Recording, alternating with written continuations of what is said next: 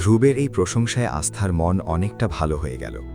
সে ধ্রুবের সঙ্গে মানসিকভাবে অনেক বেশি যুক্ত ছিল, কারণ ধ্রুবের মতো সেও একদিন মেডিকেল ক্ষেত্রে নিজের নাম প্রতিষ্ঠা করতে চেয়েছিল।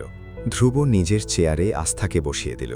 এবার নিজেই নিজের হাতে তাকে খাবার পরিবেশন করতে লাগলেন। এটা দেখে বাকি তিনজন মুচকি মুচকি হাসছিল, কিন্তু হঠাৎই যখন তাদের নজর আরমানের দিকে পড়ল, তখন তিনজনেরই একসঙ্গে কাশি উঠে গেল, কারণ আরমান প্রচণ্ড রাগ আর ঘৃণাভরা দৃষ্টিতে ধ্রুবের দিকে তাকিয়েছিল। ধ্রুব সরলভাবে জিজ্ঞেস করল, আরে তোমাদের আবার কি হলো? সবাই একসঙ্গে এভাবে কাঁচতে শুরু করলে কেন? আহান চোখের ইশারায় আরমানের দিকে দেখালো। ইশারা বুঝে ধ্রুব বিভ্রান্ত হয়ে আরমানের দিকে তাকালো। তারপর তারও কাশি শুরু হয়ে গেল। দাদাজি চারজনকে বকতে বকতে বললেন, তোমাদের মাথা খারাপ হয়ে গেছে নাকি? এভাবে তাড়াহুড়ো করে খেলে তো খাবার গলায় আটকে যাবেই। যাও, সবাই তাড়াতাড়ি পানি খাও। এই বলে দাদাজি সবার গ্লাসে পানি ঢেলে দিতে লাগলেন। আস্থাও তাড়াতাড়ি আলু পুরি খেতে শুরু করল। যদিও ভেতরে ভেতরে সে ভয় পাচ্ছিল, তবুও সে আরমানকে উপেক্ষা করে পুরো মনোযোগ দিল আলু পুরির দিকে, কারণ এই নাস্তাটা ছিল তার সবচেয়ে প্রিয়। সবাই ভালোভাবে নাস্তা শেষ করল। আরমান শুধু নিজের স্বাস্থ্যকর ব্রেকফাস্টটাই খেল। তারপর চেয়ার থেকে উঠে দাঁড়ালো। সে দাদাজিকে বলল, দাদাজি, আমি অফিসে যাচ্ছি। এই বলে আরমান দরজার দিকে এগোতেই দাদাজি তাকে থামিয়ে বললেন, দাঁড়াও আরমান, আজ তুমি কোথাও যাবে না। আরমানের পা থেমে গেল।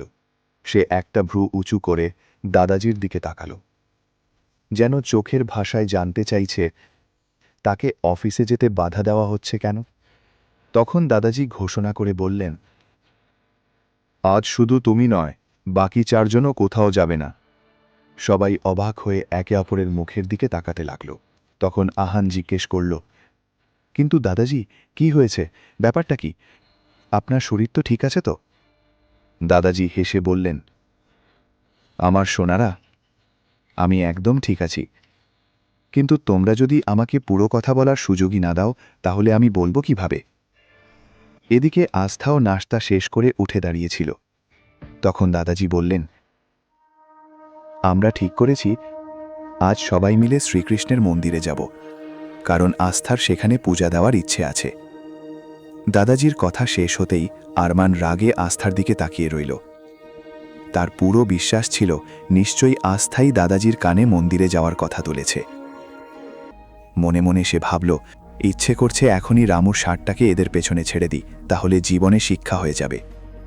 ধ্রুব অবাক হয়ে বলল, কিন্তু দাদাজি, হঠাৎ মন্দিরে যাওয়ার কথা কেন? দাদাজি হেসে উত্তর দিলেন, আস্থার যেতে ইচ্ছে ছিল, তাই আমি বলেছি আমরা সবাই আজ ওর সঙ্গে মন্দিরে যাব, আর সেই সঙ্গে তোমাদের পাপও একটু কমে যাবে। এ কথা শুনে সবাই একে অপরের মুখের দিকে তাকাতে লাগল। তখন সুমিত নিষ্পাপ মুখ করে বলল, কিন্তু দাদাজি, আমি তো একদম নির্দোষ, আজ পর্যন্ত কোনো পাপই করিনি। সুমিতের কথা শুনে আহান সঙ্গে সঙ্গে বলে উঠল, তাহলে কি মনে হচ্ছে সুমিত ভাইয়ার চেয়ে আমি বেশি পাপ করেছি? আমি তো ওনার থেকেও বেশি নির্দোষ। এরপর আকাশ বলল, আরে ভাই, আমি তো আজ পর্যন্ত একটা মশাও মারিনি। আকাশের কথা শুনে ধ্রুবর আগের রাতের ঘটনাটা মনে পড়ে গেল। ধ্রুবর মুখের ভাব দেখেই আকাশ বুঝে গেল সে কি ভাবছে, তাই সে চোখ ফিরিয়ে নিল। তখন দাদাজি আবার বকাঝকা করে বললেন, তোমরা সবাই তোমাদের আজে বাজে কথা বন্ধ করো।